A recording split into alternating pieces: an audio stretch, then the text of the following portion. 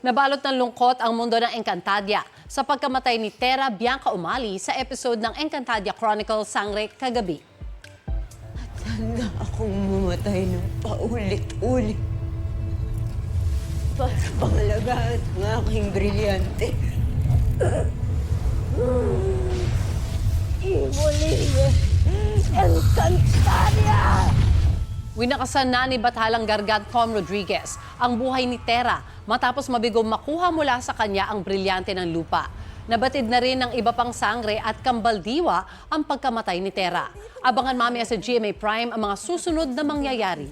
Sa isang Facebook post naman, sinabi ni Bianca ang katagang avisala maste o paalam sa karakter niyang si Tera. Nagpasalamat din si Bianca sa lahat ng tumulong sa kanya na hubugin si Tera mula sa training at collaboration sa creatives para maging epektibo ang kanyang pagganap. Sabi pa ni Bianca, memorable ang journey niya bilang Tera at marami siyang natutuhan.